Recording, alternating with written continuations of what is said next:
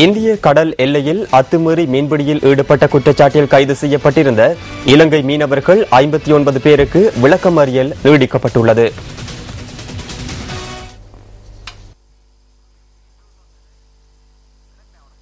இலங்கை மீனவர்களை ராமநாதபுரம் நீதிமன்றத்தில் ஆஜர்படுத்தியதை அடுத்து எதிர்வரும் ஜனவரி 3ஆம் தேதி வரை விளக்கமறியலில் வைக்குமாறு உத்தரவிடப்பட்டுள்ளதாக த ஹிந்து தெரிவித்துள்ளது. கடந்த செப்டம்பர், அக்டோபர் மற்றும் நவம்பர் மாதங்களில் இந்திய கடல் எல்லைக்குள் அத்துமீறி மீன்பிடியில் ஈடுபட்ட போது இந்திய கடற்படையினரால் இலங்கை மீனவர்கள் 59 பேரும் கைது செய்யப்பட்டிருந்தனர். இந்திய எல்லைக்குள் உரிய ஆவணமின்றி நுழைந்ததால் கடவுச்சீட்டு சட்டத்தின் கீழ் இலங்கை மீனவர்களுக்கு எதிராக வழக்கு தாக்கல் செய்யப்பட்டுள்ளதாகவும் த ஹிந்து குறிப்பிட்டுள்ளது.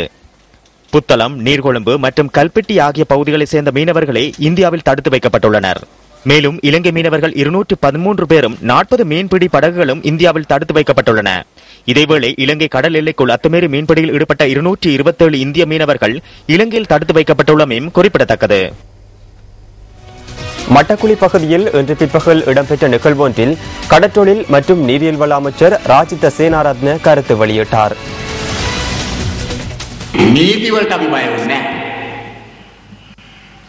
சட்டத்திற்கு நாம் அச்சப்படவில்லை. தவறிழைத்திருக்கும் பட்சத்திலேயே சட்டத்தின் மீது அச்சம் கொள்ள வேண்டும். நாம் எந்த ஒரு சந்தர்ப்பத்திலும் சட்டத்திற்கு பயமில்லை. சட்டம் சட்டத்திற்காகவே இருக்கின்றது. எமக்காகவும் சட்டம் உள்ளது. எமக்கு உதவிகளை வழங்கவே யாப்பு இருக்கின்றது. யாப்பிற்கு உதவி செய்வதற்காக நாம் இல்லை. அதிகாரிகளால் எடுக்க முடியாத தீர்மானங்களை எடுப்பதற்காகவே அமைச்சர்கள் நியமிக்கப்படுகின்றனர். சரியான தீர்மானம் ஒன்றை எடுக்க அமைச்சர் தெரிந்து கொள்ள வேண்டும். தீர்மானம் ஒன்றை எடுப்பதற்கு லஞ்சத்தை பெற்றுக்கொள்ள அமைச்சருக்கு தெரியும். நிறுவனம் ஒன்றை கட்டியெழுப்புவதற்கான தீர்மானம் ஒன்றை எடுக்க அமைச்சர் அறிவார். மக்கள் 30 வருடங்களில் கஷ்டப்பட என கூற முடியாது. அதனை நினைவில் வைத்துக் கொள்ளுங்கள். தற்போதுள்ள நிலையில் அசௌகரியங்களுக்கு உள்ளான மக்களே இருக்கின்றனர். அவர்கள் இருக்கின்ற நாட்டிலேயே அரசாங்கத்தையும் அமைச்சு பதவிகளையும் நாம் செய்கின்றோம். நட்டமடையும் போது எவ்வாறு நட்டமடைந்தது என கதைக்கின்றனர். லாபம் அடைந்து லாபத்தை பகிர்ந்து வழங்கும் போது சட்டம் எங்கு என கேள்வி கேட்கின்றனர். இதை வழங்குகின்ற போது எதற்காக சட்டம் எனக்கு தேவைப்படுகின்றது? நான் உழைத்த பணத்தை எவ்வாறு செலவிடுவது என நானே தீர்மானிப்பேன். லாபத்தின் ஒரு பகுதியை நான் பகிர்ந்தளிப்பேன். அதற்காக சட்டம் அமுலில் இருந்தாலும் பரவாயில்லை. சட்டம் அமுல்படுத்தப்படாவிடினும் பரவாயில்லை. மன்னார் A32 வீதியில் உள்ள கோயில் ஒன்றுக்கு அருகே மேற்கொள்ளப்பட்ட அகழ்வின் போது 6 மண்டையோடுகளும் எச்சங்களும் கண்டுபிடிக்கப்பட்டுள்ளன.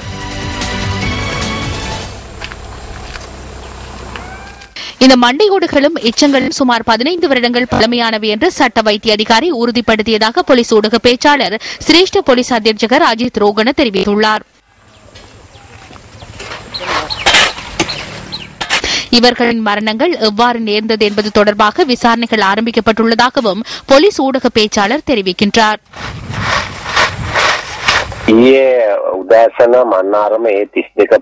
மன்னார் A32 வீதியில் உள்ள கோயில் ஒன்றுக்கு அருகே நேற்று காலை நீர்க்குழாய் பொருத்துவதற்காக நிலம் தோண்டப்பட்ட போது 2 மண்டையோடுகள் கண்டுபிடிக்கப்பட்டன. இது தொடர்பில் மன்னார் போலீசார் விசாரணைகளை ஆரம்பித்ததுடன் மன்னார் நீதவானின் கண்காணிப்பின் கீழ் குறித்த இடத்தில் இன்று தொடர்ச்சியாக அகழ்வுகளை மேற்கொண்டனர். சட்ட வைத்திய அதிகாரி மற்றும் போலீஸ் குற்றத்தடுப்பு பிரிவினரும் சம்பவ இடத்திற்கு சென்றிருந்தனர். இதன்போது மேலும் 4 மண்டையோடுகள் கண்டுபிடிக்கப்பட்டுள்ளன. இதற்கமைய 6 மண்டையோடுகளும் எச்சங்களும் கண்டுபிடிக்கப்பட்டதாக தகவல்கள் கிடைத்துள்ளன. இந்த மண்டையோடுகள் குறைந்தது 15 வருடங்களுக்கு முன்னதாக புதைக்கப்பட்டிருக்கலாம் என சட்ட வைத்திய அதிகாரி அனுமானித்துள்ளார். இவர்களது மரணங்கள் எவ்வாறு நேர்ந்தது என்பது தொடர்பில் தொடர்ச்சியாக விசாரணைகள் நடத்தப்படுகின்றன. சட்ட வைத்திய அதிகாரி பரிசோதனைகளை அடுத்து தமது நிலைப்பாட்டினை அறிவிக்க உள்ளார். விசாரணைகள் தொடர்கின்றன.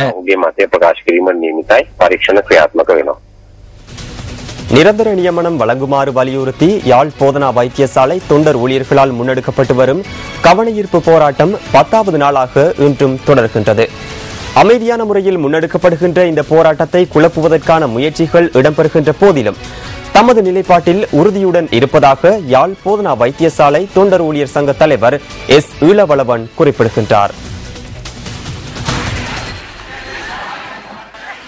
நிரந்தர நியமனம் வழங்கப்பட வேண்டும், தங்களின் பணிகளில் புதியவர்களை ஈடுபடுத்தக்கூடாது மற்றும் நிரந்தர நியமனத்துக்கான எழுத்துமூல உறுதிமொழி வழங்கப்பட வேண்டும் என்ற 3 கோரிக்கைகள் தொண்டர் ஊழியர்களால் முன்வைக்கப்பட்டிருந்தன. இந்த பிரச்சினைக்கு தீர்வு காண்பதற்காக வடமாகாண ஆளுநர் அலுவலகத்தில் நடத்தப்பட்ட பேச்சுவார்த்தை இணக்கப்பாடின்றி நிறைவடைந்தமை குறிப்பிடத்தக்கது. தொண்டர் ஊழியர்களின் கவனஈர்ப்பு போராட்டம் காரணமாக வைத்தியசாலையின் சிகிச்சை சேவைகள் தொடர்ந்தும் ஸ்தம்பிதமடைந்திருப்பதாக எமது யாழ் பிராந்திய செய்தியாளர் தெரிவிக்கின்றார். இந்த கவனஈர்ப்பு போராட்டம் தொடர்பில் பிரதி சுகாதார அமைச்சர் லலித் திசாநாயக்கவிடம் வினவிய போது அமைச்சு மட்டத்தில் இந்த விடயம் குறித்து ஆராயப்பட்டதாக தெரிவித்துள்ளார். எவ்வாறாயினும் வெற்றிடங்கள் ஏற்படுகின்ற சந்தர்ப்பத்தில் உரிய தகைமைகளை பூர்த்தி செய்தவர்களுக்கு மாத்திரமே நியமனங்களை வழங்குவதற்கான வாய்ப்புள்ளதாகவும் பிரதி அமைச்சர் சுட்டிக்காட்டினார். பல்வேறு தரப்பினரும் இந்த விடயம் குறித்து சுகாதார அமைச்சரின் கவனத்துக்கு கொண்டு வந்துள்ளதாகவும் அவர் தெரிவித்துள்ளார். இதற்கமைய இந்த போராட்டம் தொடர்பில் அமைச்சர் இறுதி தீர்மானங்களை மேற்கொள்வார் எனவும் பிரதி சுகாதார அமைச்சர் லலித் திசாநாயக்க நியூஸ் ஃபர்ஸ்டுக்கு தெரிவித்தார். விளம்பரங்களின் பின்னர் நியூஸ் ஃபர்ஸ்டின் பிரதான செய்திகள் தொடரும். ஹம்பாந்தோட்டை பெலியோத்த பகுதியில் இடம்பெற்ற மக்கள் விடுதலை முன்னணியின் கூட்டம் ஒன்றில் முன்னணியின் பிரதம செயலாளர் டில்வின் சில்வா கலந்து கொண்டு கருத்து தெரிவித்தார்.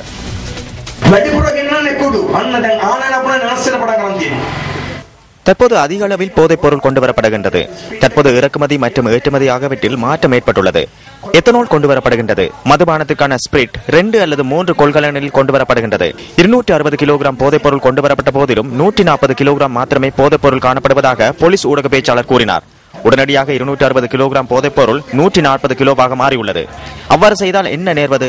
1 அல்லது 2 மில்லிகிராம் போதைப் பொருள் பிடிக்கப்பட்டு அவையும் நீதிமன்றத்தில் சமர்ப்பிக்கப்பட்டால் என்ன நேரும்? 116 அடி உயரமான தெற்காசியாவிலேயே மிகவும் உயரமான கிறிஸ்துமஸ் மரம் நேற்றைய தினம் கிளிநொச்சியில் திறந்து வைக்கப்பட்டது.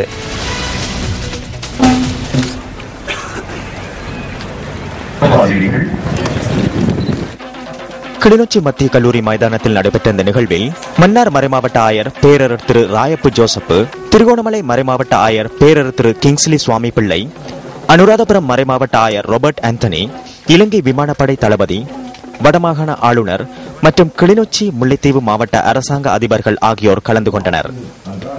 இதேவேளை இந்த நிகழ்வில் புலமை பரிசில் பரீட்சையில் சித்தியடைந்த 689 மாணவர்களுக்கு பரிசுகள் வழங்கப்பட்டதுடன் சிறுவர்களுக்கு கிறிஸ்துமஸ் பரிசு பொருட்களும் வழங்கப்பட்டன.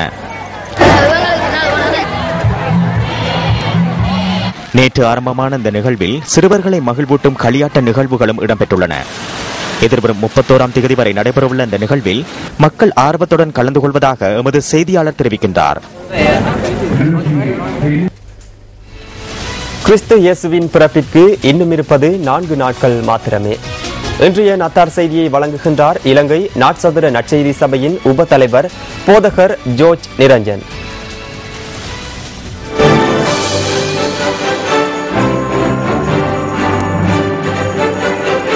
மனுக்குலத்தை அவர்களுடைய பாவத்திலிருந்தும் சாபத்திலிருந்தும் வியாதிகளிலிருந்தும் பிசாசின் பிடியிலிருந்தும் விடுவித்து தம்முடைய மரணத்தினாலும் உயிர்த்தெழுதலினாலும் விமோசனத்தை அளிக்க மானிடனாய் மகிவன் இயேசு பிறந்த இந்த நாளைத்தான் நாங்கள் நத்தார் என்று கொண்டாடுகிறோம். ஆகவே இந்த நத்தார் தினத்திலே உண்மையான நத்தாரை நீங்கள் அனுபவித்து அவர் தருகின்ற அந்த பெரிதான விடுதலையை உங்களுக்கு உரியதாய் மாற்றி மகிழ்வடைய வேண்டும் என்பதே எங்களுடைய அவாவும் எங்களுடைய பிரார்த்தனையுமாய் இருக்கிறது. இந்த நத்தார் தினத்திலே உங்கள் யாவருக்கும் என்னுடைய உலங்கனிந்த நல்வாழ்த்துக்களை தெரிவித்துக் கொள்கிறேன்.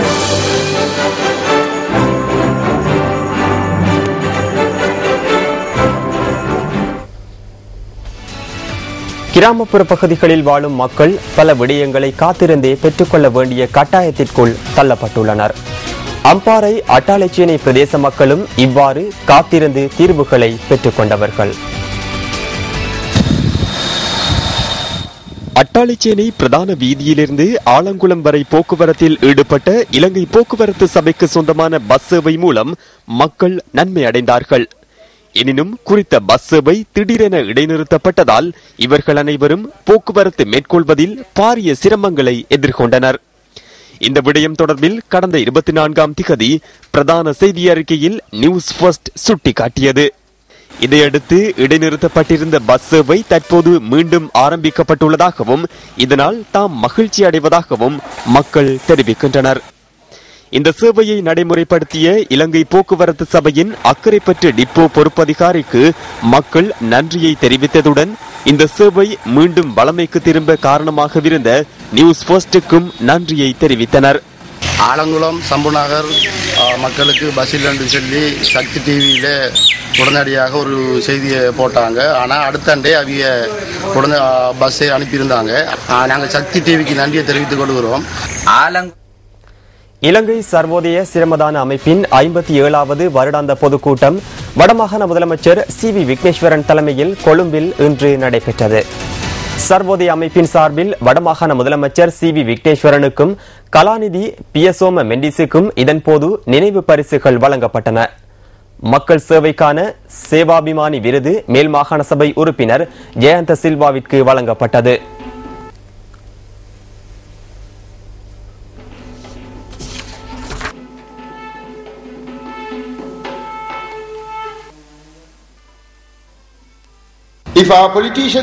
எமது அரசியல்வாதிகள் அடுத்ததாக எதிர்கொள்ள வேண்டிய தேர்தல்கள் மற்றும் அதில் வெற்றி பெறுவது தொடர்பில் சிந்திக்காமல் சமூகத்திற்காக நிறைவேற்ற வேண்டிய கடமைகளை நிறைவேற்றினால் நாட்டில் உள்ள எந்த ஒரு பிரச்சனையையும் தீர்க்க முடியும்.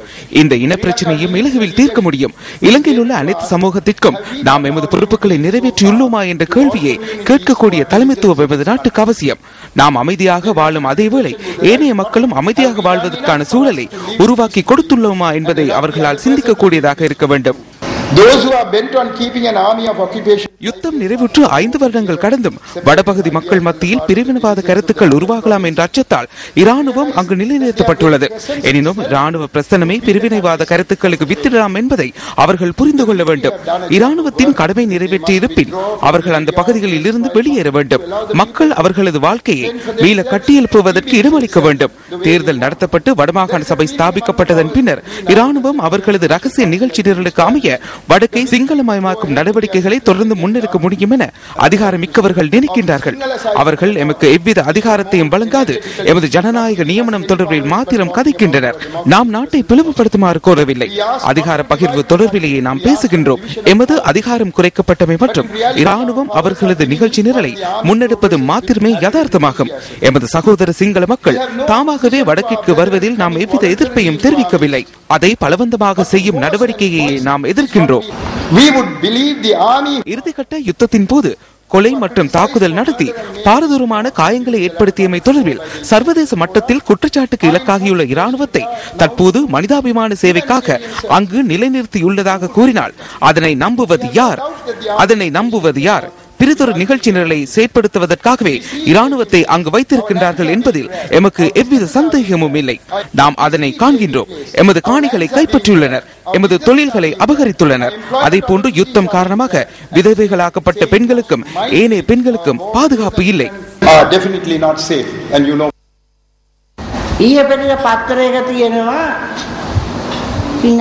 இவர் தேசிய கொடி ஏற்றுவதை நிராகரித்தார் என அண்மையில் சிங்கள நாளேடொன்று செய்தி பிரசுரிக்கப்பட்டிருந்தது.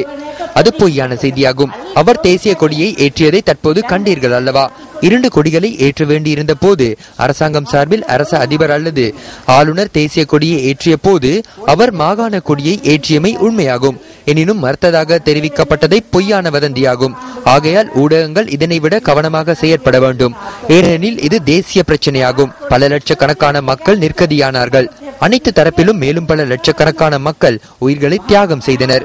தேசிய நிதி பெருமளவில் விரயமாக்கப்பட்டதை பயங்கரமான விடயமாகும். இனபேதம், நிறபேதம், மதபேதம் ஆகிய அனைத்தும் நோய்களாகும். இந்த நோய்க்கு வைத்தியம் பார்க்கக்கூடிய ஒருவர் விருப்பமின்றியேனும் அதற்குள் பிரவேசித்தால் நாம் அனைவரும் அவருக்கு ஒத்துழைப்புகளை வழங்க வேண்டும். இத்துடன் நியூஸ் ஃபர்ஸ்டின் இரவு 8 மணி பிரதான செய்தி நிறைவு பெறுகின்றது. மீண்டும் சந்திப்போம் நியூஸ் ஃபர்ஸ்டின் 10:45 பிரதான செய்திகளோடு. வணக்கம்.